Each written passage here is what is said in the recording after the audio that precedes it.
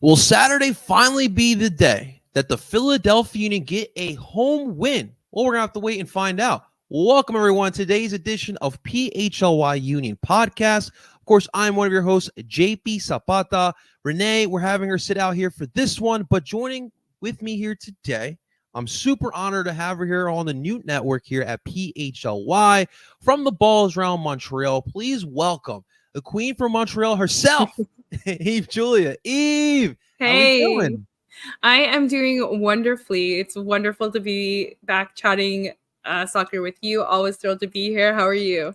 I'm doing great. You know, I just got done telling you it's obviously Canada Week here for the Union fans. Mm-hmm. So when I see Montreal on the calendar, I gotta reach out to my friends over at the Balls Round.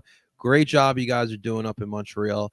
I'm a little excited because you guys intrigue me. You guys genuinely intrigue me the way you guys built yourselves over the past couple seasons, which we'll definitely dive into here. But listen, with it being Canada Week here in Philadelphia for Union fans, I have to start off because obviously the Union on Wednesday night coming off yet again another draw, still haven't won a game at Subaru Park in over 5 matches. Mm-hmm. John Herdman, who has done a great job with Toronto, and not only are you fully in with CF Montreal, but you're a very big Canadian national team for both the men's and the women's side. So I had to ask you, as a Montreal fan, he's done a really good job with Toronto. How does this make you feel with the Canada side of you? It feels a bit weird. I mean, it's kind of strange because John Herdman's journey, I guess, here on this side of the globe really started with our women's national team, and he brought them to prominence. Then he turned the men's program kind of into relevancy, really, because they were doing such a terrible job. And then he kind of, I think, maybe hit a wall with the national team a little bit after they qualified for their first World Cup in my lifetime. So it was natural, I think, to see him move on from the men's national team, certainly. But yeah, I have to say, after, some really nasty seasons that Toronto has had, I say with a little bit of a grin on my face, he seems to have implemented a lot more tactical complexity than I think we saw with our national teams, which is interesting. To get Bernadeschi and Insigne to buy in, I think that's been a really remarkable job nonetheless. But definitely had to get your thoughts on that one there. But Eve, let's stay kind of on the same path here. Got to get your thoughts on this next manager, Wilfried Nancy. Very, very well. Yes, we do. So he wins not only MLS Cup, right now he's gearing up for the CONCACAF Champions Cup final. Mm-hmm. How does that make you feel? Obviously Camacho on that team there as well. As a Montreal fan, how does the Montreal contingency feel about seeing Nancy thriving? I mean, this is probably one of the best, if not the best manager in MLS right now.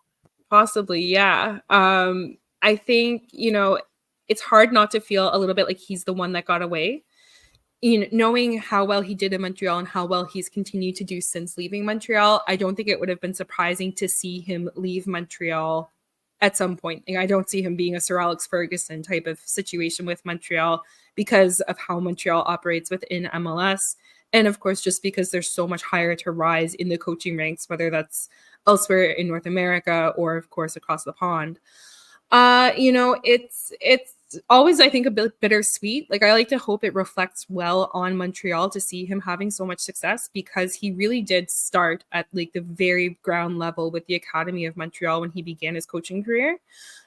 So knowing how long he did actually spend in Montreal, aside from just his 2 seasons as a head coach, I like to hope that maybe there's a little bit of good blowback going to come our way, but it's definitely bittersweet to watch, even if it is at least aesthetically pleasing still to watch a Wilfried Nancy team play.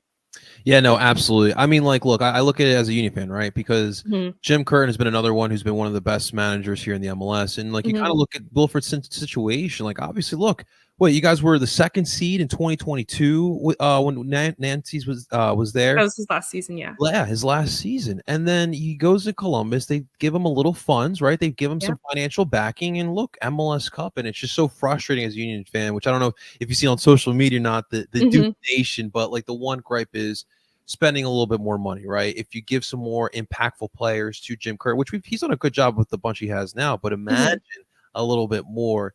It's just something that we just continue griping over here in Philadelphia. So I hear you very much. I think if there's a team in MLS that can empathize with that, it is absolutely Montreal. Absolutely. It's even lower. Absolutely. But let's stick with that because you guys listen, the whole situation with Losada come and gone, right? He's out of there. I love where you guys headed in the next manager, right? You bring in Laurent Courtois, who was with Wilfred Nancy. He was the Columbus Crew 2 manager, wins manager of the year in their first season, wins the MLS Next Pro Cup. Remarkable job he did there. I love it because obviously he has some of those foundational pieces from Nancy. And obviously the youth. I mean, the youth is what MLS is trying to do right now, developing the future, the young kids. How has Laurent Courtois transitioned now as the head guy with Montreal? It's definitely had a lot of turbulence. Montreal has just been absolutely decimated by injuries this season. And I'm sure we're going to talk about it when we kind of talk about the match, because I'll kind of tell you who not to expect anything out of or not to expect to see whatsoever.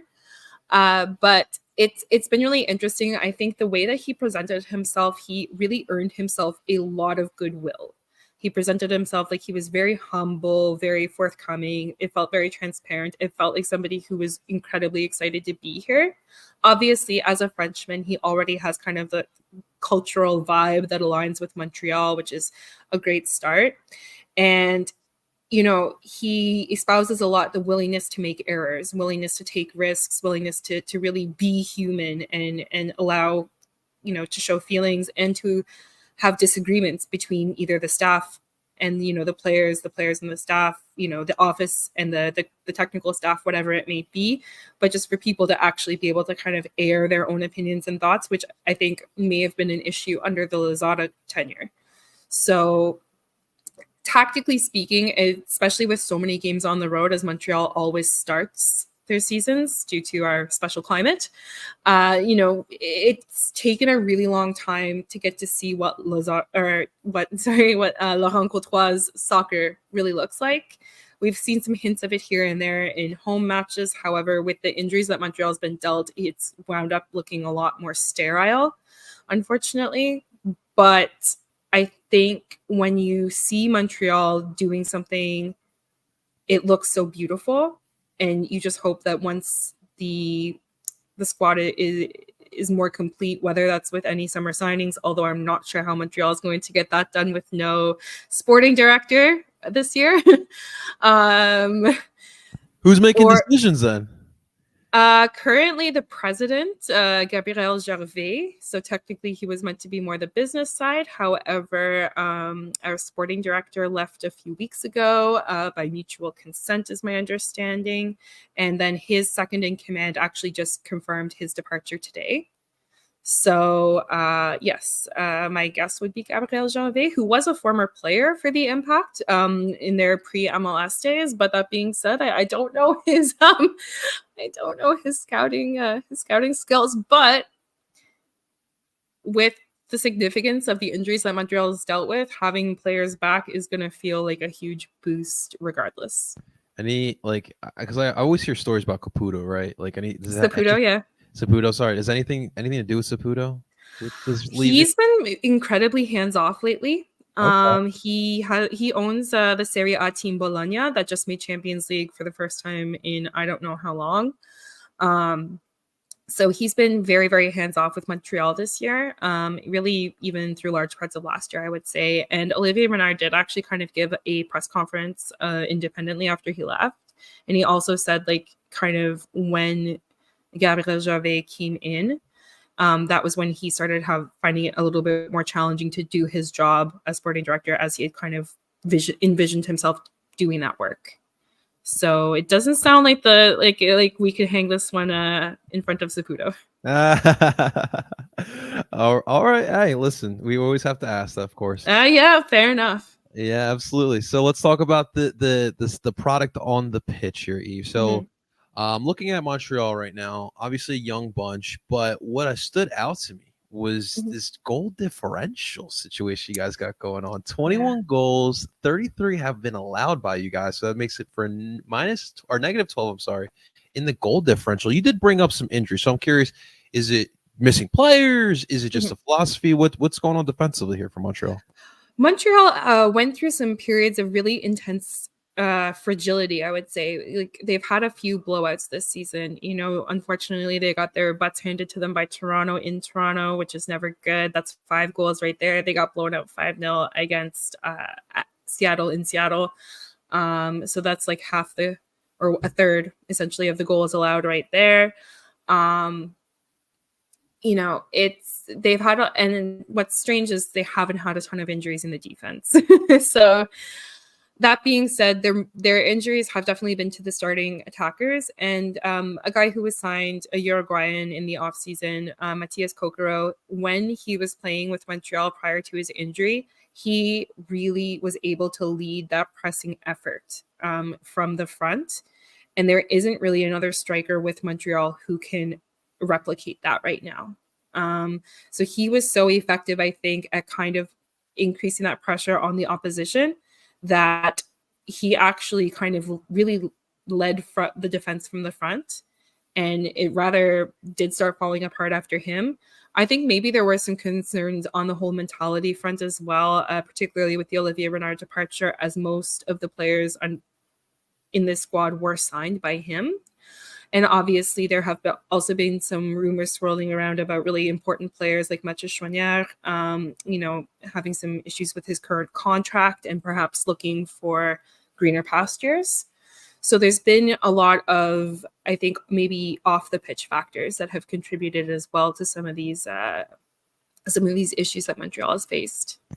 That's never good. You can't have that off the field, off the pitch drama. We know well here in Philadelphia, we had a couple little outbursts here at the end of last year. It just doesn't translate to good stuff here on the pitch. That's for sure. Especially when you guys got a young bunch like you. So I'm curious as well, because Nancy, like his tactics haven't changed in Columbus, right? Like it's very like a very attack oriented, right? A lot of possession. He loves having his center backs taking gambles, right? Like bringing up the ball. So like has Laurent Brent brought some of that over to, or I should say brought back some of that over to Montreal? Bits and pieces, I would say. There are moments where you see that really free-flowing, intense possession. Again, though, with Montreal playing so many of their matches on the road, it's not really conducive. Like, I know Wilfred Nancy can pull it off. Montreal did it under him, where you can impose your tactics on the opposition. But that was also in his second year that he pulled that off. So, being patient for that. I will say, though, with the signings that Montreal made in the offseason, particularly Raheem Edwards and Rouen, they're using the wings quite significantly, or at least trying to. Unfortunately, their crossing game has not really been on point until last night, quite frankly. But they're trying, they've signed players who are going to allow them to be a lot more expansive and use the full width of the pitch. Because previously, they had guys like Georgi Mihailovic, where you could really build a whole lot more through the middle. Last year was kind of just like a weird gap year, so we just won't talk about that.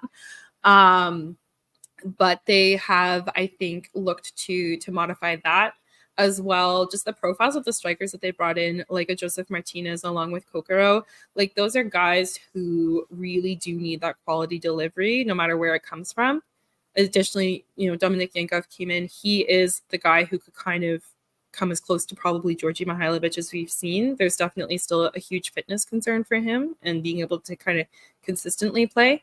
But he is a guy who does have that vision to play those balls centrally if Montreal sees fit to do so. They're also really intense on building out of the back, which has been a bit of their Achilles heel, and definitely a few of those 30-odd goals conceded can be attributed to that fact.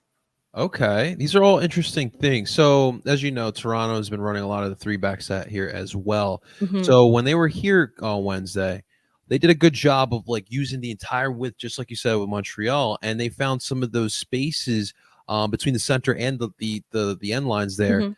And so that was something that they had. They didn't listen. They didn't score a goal, but they had some good chances. They were able to bring up the ball like that. So I'm going to keep an eye out that here if Montreal tries to take advantage of that. I mean, I don't know if you how much you watch this year, but Mhm. defensively, it's just so uncharacteristic this year. Some of It the goals really is, I have to so say. uncharacteristic. It's just so Yeah. weird to see. Yeah, it's I don't know, like, I've caught a few games here and there because, of course, with so many of them at the same time, it's a little bit more challenging than it was in the pre-Apple era. Yeah, no, for sure. Um, but no, they I have to say, like, I don't know, I'm just used to such a solid team that it doesn't make sense to me. It's just different things. Like they're not playing as a cohesive unit defensively. There are some mishaps by your defensive player of the year in 2022, Jakob Glesnes. He hasn't had a strong season. Ellie Mhm. has been much better as of late. But the other big thing too is something that I brought up here today on PHLY Union Show was Andre Blake has been out for a good chunk of the season. That is, yeah. And so, Andre's one of the best who's done it in this league. And so when One of the best. I'm on the I mean, in the current era, I would be, like, keen to say the best in the current goalkeeping era with for who's sure. available. No, for sure. And like so like yeah, like you have the best behind you, it makes your things easier. So you have this young Oliver Zemla who's done a Mhm. solid job in replacement, but he's young. It's essentially his rookie year. Yeah. So he's gonna have his mishaps. He's still gotta, learn to communicate, be extremely vocal, things that Andre Blake has done in the past. And so Mhm. I'm curious to see how Montreal tries it because listen, there are holes on this Union team. This is not the Union team of the past three seasons, I should say. But there's definitely some holes that they can take advantage of here. Oh boy. Okay. Interesting. Again, I'm not sure who's going to be fit to take advantage on Saturday, but hopefully. Well, that's the other thing too, is we struggled at home as of late. In the last five Mhm. matches, 4 losses, 1 draw, 0 wins. Yes, Uncharacteristic stuff that we're talking about here. definitely. I wanted to talk real quick about your last win, your Yep. last match. That was a big win against DC Mhm. United 4-2. Sean, I thought I saw that Chaunier free kick. That was Mhm. very clever. I like Very, very. I think you get away with one of those this season. So for here we go. sure. For sure. So what went well in that one? 4-2 win. That was a big one Um, against the DC side. Definitely. I think, Montreal was able to really take advantage of a defensive error from DC to open the scoring. And, that thankfully kind of set them up for success. They, unfortunately, another striker got injured, Jules-Anthony Vincent. He had to come out. However, Sanusi Ibrahim, who's been with the club for a really long time now, actually, even though he's quite young, I think this is his fourth season with us, I want to say. He came in and he is quite diminutive in stature. However, he has a heck of a jump on him. And he really, I think, just kind of seized his opportunity and jumped on that adrenaline. Um, as well, DC did go down to 10 men right at the end of the first half. So that's always, of course, an advantage to the opposing side. And I kind of on Saturday, Montreal hosted Nashville, and they finally managed to keep a clean sheet. It was a 0-0 draw, but like they really managed to stop that bleeding. And you just felt like the mentality had shifted significantly because Montreal had probably one of their hugest humiliations possibly ever the previous Wednesday when they got eliminated from Canadian Championship by a Canadian Premier League side.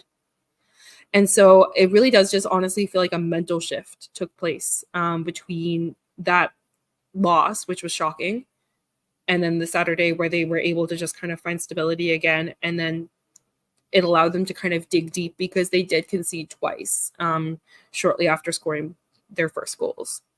Okay. All right. So you mentioned some injuries. What are we expecting here as far as who's missing the match on Saturday? So before injuries, because that list is long, interestingly, both Samuel Piet and Mathieu Choignard will be suspended for the match for yellow card Ooh, accumulation. okay. That's big. Yeah, we were expecting to be missing them for the following match because they've both been called up to the Canadian national team. But I guess we're going to see how Montreal will cope a match early. Wow. Yeah, talk about bad timing. The cards were just flying last night at the match. Truly, it was one of those. I think there were 8 or 9 yellow cards given out. It was one of those. One of those, yeah. Yeah. So that being said, Jules-Anthony Vincent, he had to be stretchered off Wednesday night, so he will likely be missing. And Joseph Martinez and Matias Kokoro have just like took a ball to training for the first time today. Since their injuries. I'm probably going to forget some people because there's too many. Raheem Edwards got his first minutes after injury last night, but he only got about 10 minutes. So I wouldn't be inclined to say he's going to be fit to start, although perhaps I'm wrong. I think he would be definitely keen to do so if he can. Nathan Saliba in the midfield as well just got his first minutes post-injury last night. Those are probably the most significant players who will be missing for this Montreal side. However, when you have 3 players at the striker position missing, it's a little bit of a moment to sound the alarm. Eva, are you suiting up on Saturday? No, actually, the women's national team is playing. I can't go. I have to be here for that. I love it. Just in case they need me, you never know. Yeah, you never know. I mean, so I guess I gotta ask now. What is your prediction? What do you see happening Saturday here? It's really weird. Typically, I think I'm pretty keen to give it to Philadelphia whenever I join to give my prediction for the outcome of these results. But, with both of these teams kind of really struggling to find their footing, I feel like a draw would not be a shocking result because Montreal is just kind of starting to piece things back together, and Philadelphia a little bit too, right? I think I might say a 1-1 draw, maybe. Okay. Have a usual defensive mishap on our end, and then perhaps a lucky strike from whoever, or maybe Sanusi Ibrahim manages to leap 2 feet in the air again and score a header. Yeah. Oh man, listen. The thing is too that you need to get as many points as possible because, as we all know, international breaks coming up, and so the Union are gonna miss quite a few of important pieces. So I have to say, this, if the Union want to, right now, I'm not saying the season's over because there's still a lot of soccer left to be played.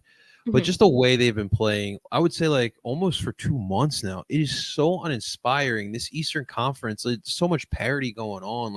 You do not want to slump, right? And then you miss out on an opportunity here making the playoffs. But I want to say this is kind of like a must-win situation. You talk about Montreal missing all these pieces. It's already a young team as it is. They're coming to Philadelphia.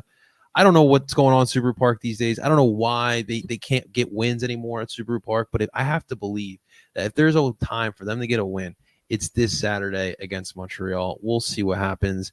But Eve, listen, I always appreciate you coming on. You do a great job of covering not only just the men's side, but the women's side as well. Let the people know where they can find you. So we record live every Sunday evening on The Ball is Round, and that's broadcast on our YouTube channel, on our Twitter, and on Facebook. As well, of course, the audio version is available on all of your regular platforms. You can also reach The Ball is Round at TBIR Montreal on Twitter, or X as we call it now. Sorry, I'm old school. Nah, it's Twitter. It's absolutely Twitter. If you're right. You're right. Awesome stuff. Well, Eve, we appreciate it as always. That's going to do it for this edition of PHLY Union Podcast. In the comments, let us know what you think will happen on Saturday night. Until next time, that is Eve Julia from The Balls Round Montreal. I go by the name of JP Zapata, and we will see you guys on the next one. Do ball.